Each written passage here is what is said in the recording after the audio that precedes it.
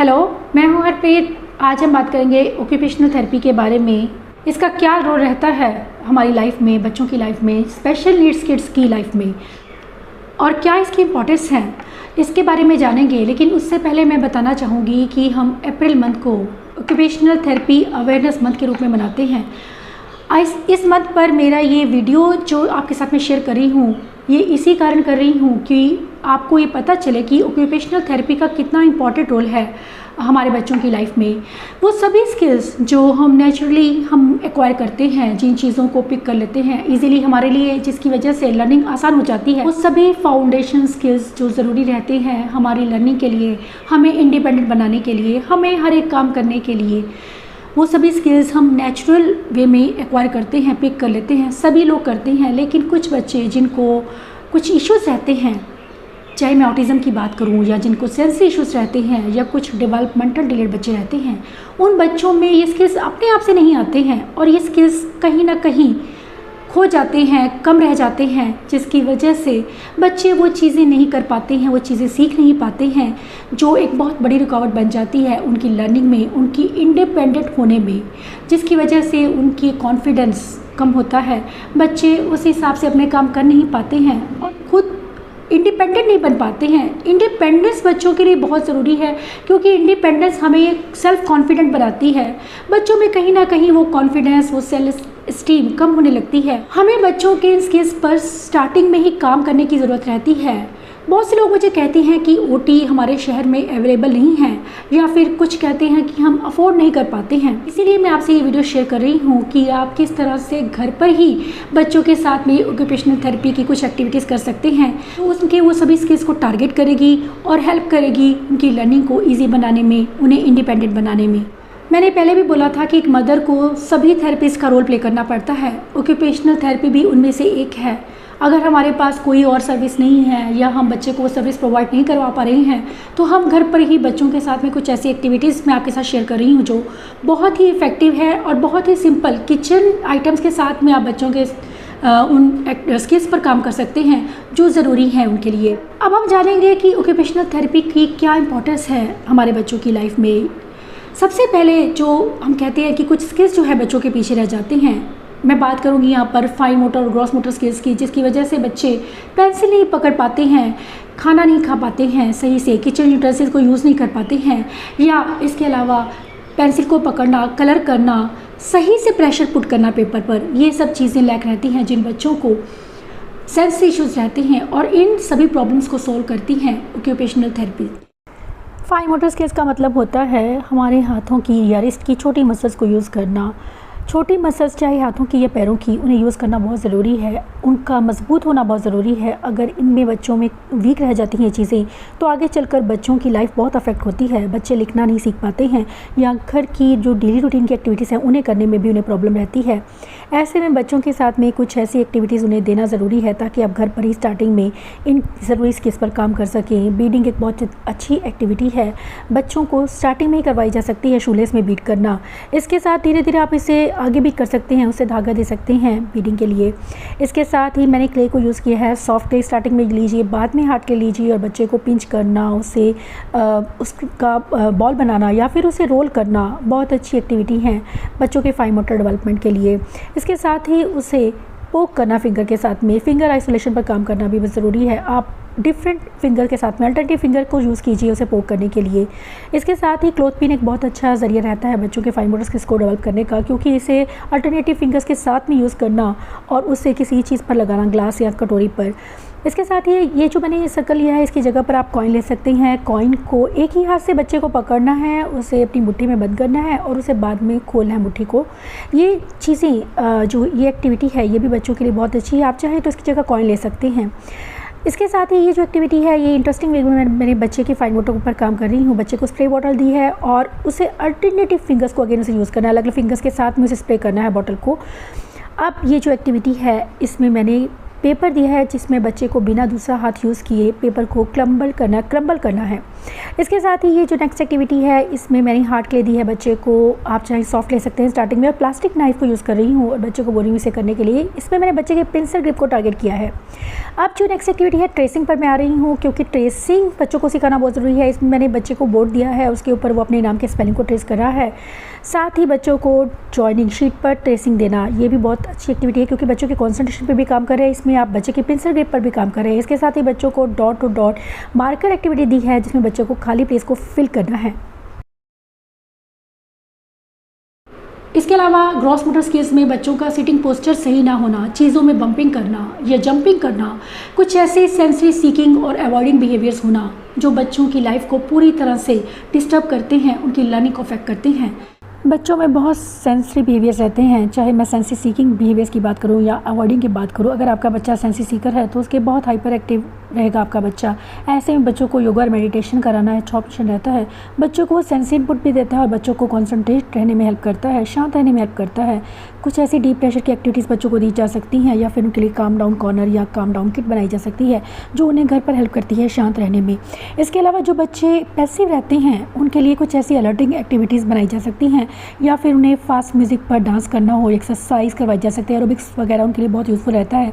या फिर animal walk की बात करूँ तो एनिमल वॉक भी बहुत अच्छा ऑप्शन है, बच्चों को इंटेंस सेंसरी इनपुट देता है और बच्चों की अपर एक्सट्रीमिटीज़ पर काम करने का, उनकी शोल्डर स्ट्रेंथ को मजबूत बनाने का काम करता है। शोल्डर स्ट्रेंथ इसलिए ज़रूरी है उनके अच्छे पोस्चर बनाने के लिए, उनको कोऑर्डिनेशन और बैलेंस के लिए, साथ में ही उनके फाइन मोटर स्किल डेवलपमेंट के लिए इसका होना बहुत ज़रूरी है। ऑक्यूपेशनल थेरेपी उन सभी चीज़ों को टारगेट करती है और हेल्प करती है उनके उन स्किल्स को इम्प्रूव करने में ताकि उनकी लर्निंग बेटर हो सके और बच्चे इंडिपेंडेंट हो पाए। दूसरी जो चीज़ रहती है बच्चों के कॉग्निटिव और विजुअल स्किल्स की बात करूं तो उसमें भी ऑक्यूपेशनल थेरेपी का बहुत बड़ा रोल रहता है। बच्चों को कॉपी करने से बोर्ड में या सही से चीज़ों को समझ पाने में स्पेशल कॉन्सेप्ट जिसे हम कहते हैं विजुअल स्पेशल या विजुअल परसेप्शन की बात करूं, इन स्किल्स में भी प्रॉब्लम रहती है जिसका असर बच्चों की रीडिंग और राइटिंग स्किल्स जिसे हम एकेडमिक का इम्पॉर्टेंट पार्ट मानते हैं, ये सभी चीज़ें बच्चों में कम रहती हैं जिसकी वजह से बच्चे उस हिसाब से लर्न नहीं कर पाते हैं, जिसका असर उनकी हैंड राइटिंग पर पड़ता है, उनकी रीडिंग स्किल्स पर पड़ता है और एकेडमिकली बच्चे उतना अच्छा परफॉर्म नहीं कर पाते हैं। अब बात करूंगी मैं बायलैटरल कोऑर्डिनेशन की। बायलैटरल कोऑर्डिनेशन का मतलब होता है दोनों हाथों को एक साथ यूज़ करना। लेसिंग बहुत अच्छा ज़रिया रहता है। इसके साथ ही ये इन हैंड मैनिपुलेशन या फिर मैं कहूँगी कि फिंगर आइसोलेशन पर काम करना, उसे डिफरेंट टेक्सचर में लिखवाना। इसके साथ ही ये जो है एक्टिविटी है ये आई हैंड कोऑर्डिनेशन को टारगेट कर रही है, बच्चे की विजुअल स्किल्स को काम कर रही हूँ मैं उसके ऊपर। उसके साथ ही बच्चों के कॉन्सेंट्रेशन को इम्प्रूव करने का काम करती है। नेक्स्ट एक्टिविटी में मैंने ली है आइसक्रीम स्टिक्स और बच्चे को ट्रेसिंग के ऊपर रखने के लिए बोल रही हूँ। यह एक्टिविटी भी बहुत यूज़फुल है, बच्चे इसे अच्छे से करते हैं क्योंकि एक प्रॉम्प्ट के रूप में उनके पास फिगर बना रहता है। इसके साथ ही पॉप्सिकल्स को गिराने एक बॉटल में बिना बॉटल को हिलाए, टारगेट यह रहता है कि बच्चा बिना हिलाए उसे उसके बीच में डालें। इसके बाद मैं बात करूँगी स्टिकर एक्टिविटी की। स्टिकर्स को पेस्टिंग एक्टिविटीज़ जो हैं बच्चों के लिए बहुत यूज़फुल रहती हैं। बच्चों को पेस्ट करवाना, सिंपली स्टिकर मैं लाइन पर पेस्ट करवा रही हूँ। बहुत छोटे स्टिकर लिए हैं मैंने, आप चाहें तो थोड़े स्टिकर्स बड़े ले सकते हैं स्टार्टिंग में। मैं बात करूंगी मिड लाइन पर काम करने की। लेफ़्ट हैंड से राइट शोल्डर को टच करना, कुछ ऐसी एक्टिविटीज़ बच्चों को देना जिससे कि बच्चे अपनी मिड लाइन पर काम करें। अब इसके अलावा मैंने ये एक्टिविटी ली है जिसमें बच्चे के फाइन मोटर के साथ साथ मैं उसके मिड लाइन पर काम कर रही हूँ। 2 बॉल रखे हैं, एक बॉल से पानी उसको कपड़े में लेकर दूसरे बॉल में ट्रांसफ़र करना है। इसके साथ ही सीजर स्किल्स को हम डिनाई नहीं कर सकते, इसका बहुत इंपॉर्टेंट हो रहता है बच्चों की जब हम पिंसर ग्रिप की बात करते हैं।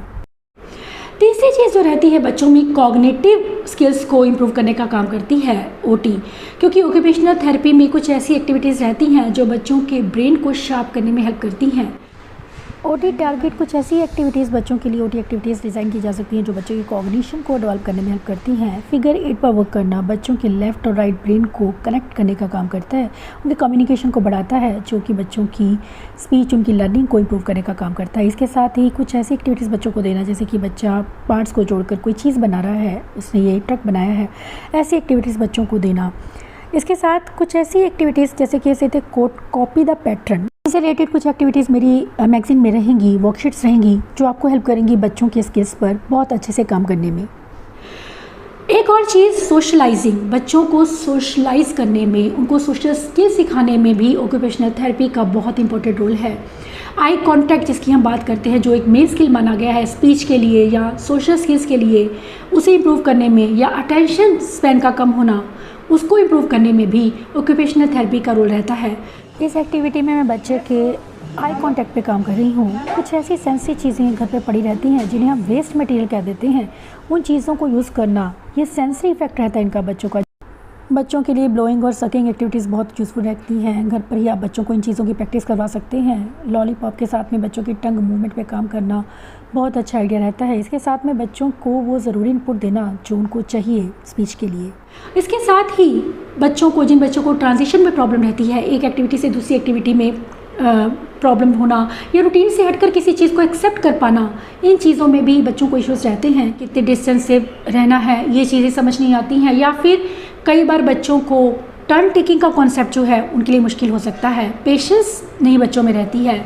इसके साथ ही एग्जीक्यूटिव फंक्शनिंग स्किल्स को लेकर भी उन्हें डिफ़िकल्टीज रहती हैं। प्लानिंग करना, सीक्वेंसिंग करना, ये सब चीज़ें वो नहीं कर पाते हैं। इनमें भी ओटी, ऑक्यूपेशनल थेरेपी का बहुत इंपॉर्टेंट रोल रहता है, क्योंकि बहुत ज़रूरी है ये चीज़ें, ये स्किल्स बहुत ज़रूरी है बच्चे में होने। अगर इन्हें हम ध्यान नहीं देते हैं शुरुआत में, तो इसका असर आगे चलकर बच्चों को बहुत ज़्यादा उस पर इफ़ेक्ट रहता है, बच्चों की पूरी लाइफ पर रहता है। और वो कमियां जो पहले रह जाती हैं उन्हें बाद में कवर कर पाना, पूरा कर पाना बहुत मुश्किल हो जाता है। इसके बाद मैं बात करूँ कि जिन बच्चों को, कुछ बच्चे ओवर सेंसिटिव या फिर कुछ अंडर सेंसिटिव रहते हैं हमारी 5 सेंसेस को लेकर, चाहे मैं टच, स्मेल, साउंड, इन सब चीज़ों की बात करूँ या खाने की बात करूँ, फीडिंग इश्यूज़ जिन बच्चों को रहते हैं, या जिन बच्चों को टेक्टाइल डिफेंसिव रहते हैं, कुछ बच्चों को अवॉइडिंग और सीकिंग बिहेवियर्स रहते हैं, कुछ बच्चे बहुत पैसिव रहते हैं, कुछ बच्चे बहुत ज़्यादा अलर्ट रहते हैं, बहुत ज़्यादा हाइपर रहते हैं, उनके लिए भी सेंसरी इंटीग्रेशन के थ्रू ऑक्यूपेशनल थेरेपी हेल्प करती है बच्चों के बिहेवियर्स को इम्प्रूव करने में, उनकी उन सेंसरी नीड्स को पूरा करने में, ताकि बच्चे ऐसे बिहेवियर्स ना करें। अब मैं कुछ एक्सरसाइज आपको बताऊंगी जो मैं अपने हाथों से करूंगी। मैं इसमें किसी चीज़ का इस्तेमाल नहीं कर रही हूँ और ये बहुत ही इफ़ेक्टिव है बच्चों में। ये ऑक्यूपेशनल थेरेपी की एक्टिविटीज़ हैं, ये एक्सरसाइजेज हैं जो बच्चों में फाइन मोटर को इम्प्रूव करने का काम करती हैं। जिन बच्चों को लिखने में प्रॉब्लम रहती है, पेंसिल को पकड़ने में प्रॉब्लम रहती है, या पेंसिल ग्रिप बनाने में प्रॉब्लम रहती है, ये मैंने हैंड से ये स्पाइडर से और इसे इस तरह से अपनी उंगलियों को मूव करना, इससे जिन बच्चों को हैंड स्ट्रेंथ के इश्यूज़ रहते हैं, कुछ बच्चों को पकड़ने में, रिलीज़ करने में प्रॉब्लम होती है, उनके लिए ये एक्सरसाइज बहुत ही इंपॉर्टेंट है, क्योंकि इससे बच्चों की फिंगर आइसोलेशन पे भी काम कर रहे हैं। फिंगर आइसोलेशन की बात करते हैं, उन सब के लिए इस एक्टिविटी का बहुत इंपॉर्टेंट रोल रहता है। बहुत सिंपल है, आप बच्चों को इमिटेशन के थ्रू ये चीज़ सिखा सकते हैं। बच्चा आपको देखकर ये सेम चीज़ कॉपी करेगा। अगर आपके बच्चे को फाइन मोटर डिफ़िकल्टीज़ हैं तो हो सकता है उसके लिए थोड़ा मुश्किल हो, लेकिन आप लगातार कोशिश करते रहें, बच्चे ज़रूर सीखते हैं। हमने जैसे स्पाइडर चलती है, वॉक करती है, उस तरह से आपने इसको, हैंड को अपने मूव करना है, ताकि इससे बच्चों की हैंड स्ट्रेंथ अच्छी होती है। उसके साथ ही बच्चे जिनको पेंसिल ग्रिप में प्रॉब्लम है, फिंगर आइसोलेशन में प्रॉब्लम है, हैंड आर्ट के इश्यूज़ हैं, ये सभी चीज़ें, फाइन मोटर डिफ़िकल्टीज जितनी भी हैं बच्चों को, वो सब इससे सही होती हैं। या आपको जब करेंगे तो आप देखेंगे कि आपकी ये सभी मसल्स स्ट्रेच होती हैं इससे। दूसरी एक्सरसाइज मैं बताने वाली हूँ, उसमें थंब के साथ में हमने हर एक फिंगर को अलग अलग टच करना है, एक टाइम में एक फिंगर को, इस तरह से।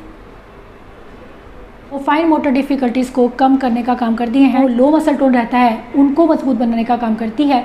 जो बच्चे सही से प्रेशर नहीं डाल पाते हैं, कितना प्रेशर पुट करना है, उन चीज़ों की अवेयरनेस आती है बच्चों में जब आप बच्चों के साथ ये एक्सरसाइज करते हैं, ताकि बच्चे इंडिपेंडेंट हो पाएँ और सही से लर्न कर पाएँ। बच्चों को सेंसिटिव डिफ़िकल्टीज़ रहती हैं, उनके फाइन मोटर स्किल्स वीक होने की वजह से बच्चे रोज़ के काम नहीं कर पाते हैं, जो हम लोग बड़ी आसानी से कर लेते हैं। चाहे वे खाना खाना है, बटर लगाना, टिफ़िन खोलना, या बॉटल की लिड खोलना, कैप खोलना, ये सब चीज़ें बच्चे नहीं कर पाते हैं। ऐसे में ज़रूरत रहती है आपको डेली इन चीज़ों को प्रैक्टिस कराने की, बच्चों को डेली ये चीज़ें कराना कि बालों में कंघी किस तरह से करनी है, यह सिखाना, या फिर किस तरह से अपनी ब्रश करना है, टीथ को ब्रश करना, हेयर को कॉम्ब करना, पील करना चीज़ों को, ऑरेंज बनाना, ये सब चीज़ें पील करना बच्चों को सिखाइए। इसके साथ ही डेली रूटीन में जो हम चीज़ें करते हैं, चाहे वो शूलेस को बांधना है, बटन करना है, जिप करना है, ये सब चीज़ें आप बच्चों को अगर डेली रूटीन में बच्चों को प्रैक्टिस करवाते हैं तो बच्चों के इन स्किल्स में ऑटोमेटिकली निखार आता है और बच्चे धीरे धीरे इन चीज़ों को सीखने लगते हैं। इसके साथ ही मैं कुछ वर्कशीट्स भी मैंने आपके साथ शेयर की हैं जो मेरी मैगज़ीन में रहेंगी। वो आपको हेल्प करेंगी बच्चों को किस तरह से आप वो वर्कशीट्स करा सकते हैं, और इन वर्कशीट्स के थ्रू बच्चों की ऑक्यूपेशनल थेरेपी में आप उसको थेरेपी दे रहे हैं, किस तरह से उनके स्किल्स को टारगेट कर सकते हैं जो बच्चों में लैक हैं। इन सभी स्किल्स पर जब आप काम करते हैं तो बच्चों की लर्निंग ऑटोमेटिकली इंप्रूव होती है, बच्चे कॉन्फिडेंट फील करते हैं, इंडिपेंडेंट होने लगते हैं। वैसे बहुत से पेरेंट्स मुझे क्वेश्चन करते हैं कि मैगज़ीन को किस तरह से सब्सक्राइब करना है या क्या करना है। मैगज़ीन को सब्सक्राइब करने के लिए इन नंबर्स पर कॉन्टैक्ट करें। अपना पोस्टल एड्रेस सेंड कीजिए ताकि हम आपको आपका मैगज़ीन दे सकें, जिसमें वो सभी वर्कशीट्स और TLM जिसे हम कहते हैं टीचिंग लर्निंग मटेरियल रहेगा, जो हेल्प करेगा बच्चों की लर्निंग को इम्प्रूव करने में और आपको अपने बच्चों को सही तरह से सिखाने में। ये सभी एक्टिविटीज़ हेल्प करेंगी बच्चों की लर्निंग को इम्प्रूव करने में और उन्हें इंडिपेंडेंट बनाने में। Thanks for watching.